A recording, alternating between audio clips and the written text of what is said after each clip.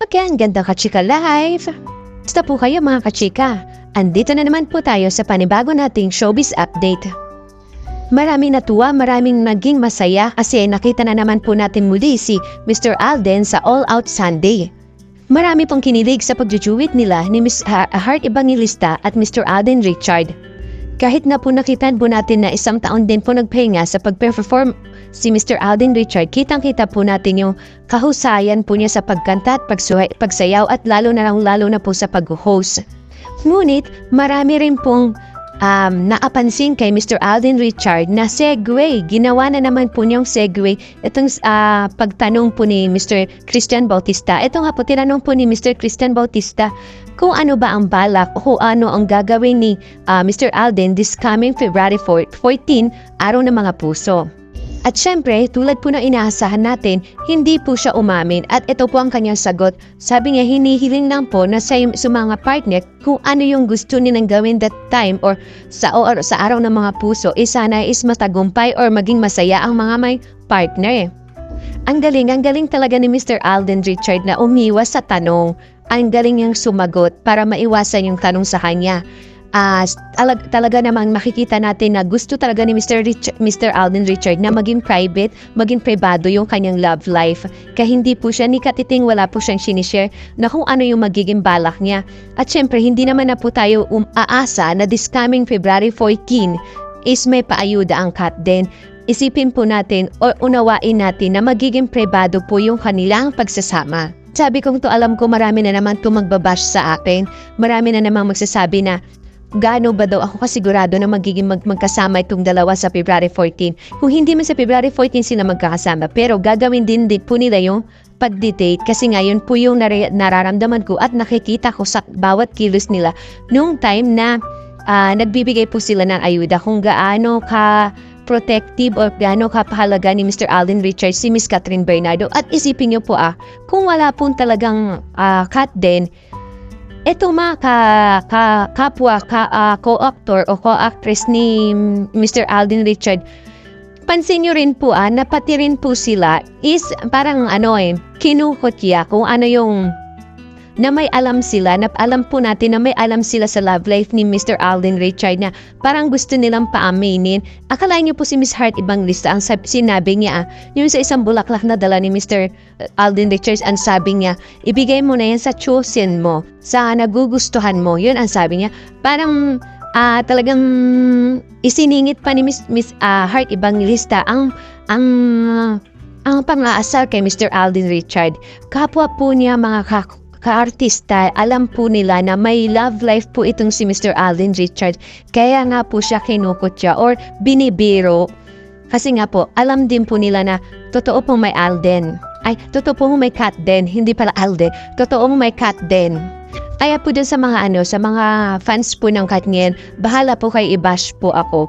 Kasi sinasabi ko lang po yung opinion ko o kung ano yung nararamdaman ko. Sinasabi ko lang po. Hindi po ako nagbibigay ng fake news kung ano po yung pakaramdam ko at kung ano yung nakikita ko. Yun lang po yung sinasabi ko. Samantala, may nakita po ako sa isang social media na etong DJing to, mismo siya nakasaksi kung gaano kainis etong si Mr. Daniel Padilla kay Mr. Alden Richard na alam niya yung pagkairita ni Mr. Daniel Padilla kapag babanggitin man lang ang pangalan ni Mr. Alden Richard. Isa siyang DJ sa Dubai na etong Kat din is naging nakatrabaho na rin nila po ito sa Dubai for pagpopromo nila sa kanila ng movie nila ng Hello Love Goodbye dati at then Hello Love Again. Etong nasaksihan niya or nangyari mismo sa harapan niya nung kasagsagan po ng Hello Love Goodbye na promotion. Nakasama nga niya po itong sila Miss Catherine Bernardo and then Mr. Alden Richard. Na nakita niya yung gaano yung kabigat yung matindi, sobrang tindi nung kay Mr. ng Kat din. And then one day daw etong si Mr. Daniel Padilla at Miss Catherine Bernardo, may naging din sila, movie sila na parang ni-remakes na hindi niya daw bet. Pero kailangan nila mag-promote ng movie yun. Kaya nakita niya, nakita niya si Miss Catherine Bernardo at sinabi niya kay Miss Catherine Bernardo, Miss Cat, kapag nakita mo si Mr. Alden Richard, pwede bang pakisabi pasensya na kasi yung pag-i-edit ko ng video is parang nasobrahan ko ata yung pag-i-edit na yung sa sa bandang sa kanya. Siguro yung video yun is napalaki yung edit nung time na kay Sir Alden kasi kailangan niya ng oras siguro, ganun. Nakita daw niya kung gaano yung iba yung itsura, iba yung aura na naging expression o yung expression ni Mr. Alden Richard ay ni Mr.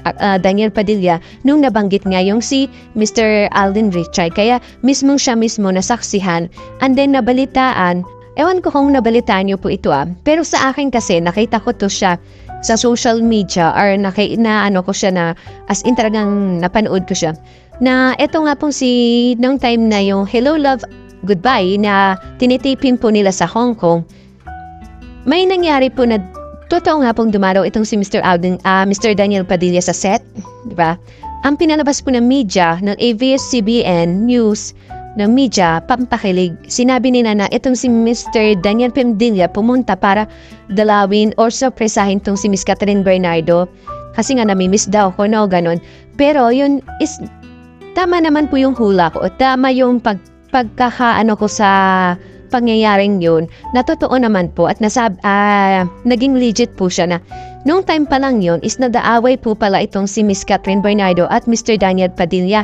May nakapagsabi nga po na isa sa mga kasamahan po ni Miss Catherine Bernardo nagbahagi nung time na yun na nag-aaway nga po pa talaga itong si Mr. Daniel Padilla and then Miss Catherine Bernardo, pero pinalabas nga lang po ng ABS-CBN News or mga press na dumalaw lang para supresahin si Miss Catherine, pero hindi, nagmamadali siyang pumunta ng Hong Kong kasi nag-aaway sila para ayusin yung sa kanilang dalawa yung pinag-awayan nila kasi ayaw niya na baka mas lalo mapalapit si Mr. Alden o Miss Catherine Bernardo kay Mr. Alden Richard. Ayaw niya yung gano'n na mangyari kasi nga, syempre, nakakaramdam din po siya kasi lalaki siya na ganito.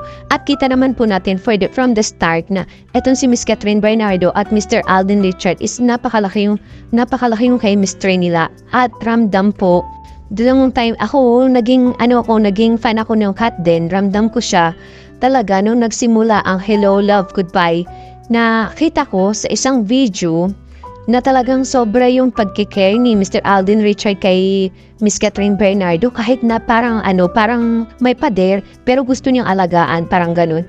And then itong si Miss Catherine Bernardo gusto niyang mapalapit, yung gusto niya yung way na inaalagaan siya ni Mr. Alden Richard pero nag-aalangan siya. Nung time na yun is may partner siya, may boyfriend pa siya nun.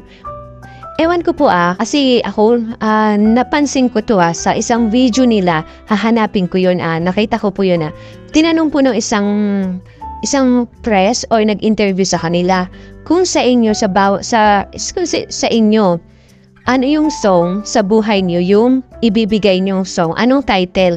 Etong si Mr. Alden Richard, ang sagot po niya is kung di rin lang ikaw, na biglang gano'n si Miss Catherine Bernardo na parang ine-expect niya na siya yung talaga yung pinupunto nung kantang yun. At ito namang si Miss Catherine Bernardo, ang kanyang kanta na inidaan nung time na yun is Heaven Knows.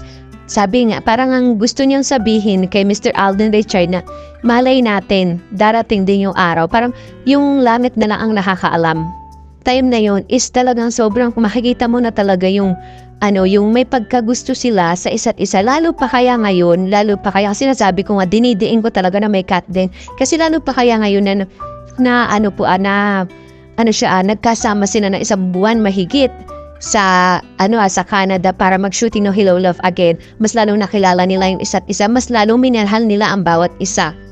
And then naging viral din po kasi yung pinost ko sa FB, kumalat din po yun sa FB ko, then sa Instagram ko din, yun nga po, tagpi-tagpi ko yung post po ni Miss Trina, ang best friend po ni Miss Catherine Bernardo, and then ni Mami Min, ni Mr. Jorof sa isang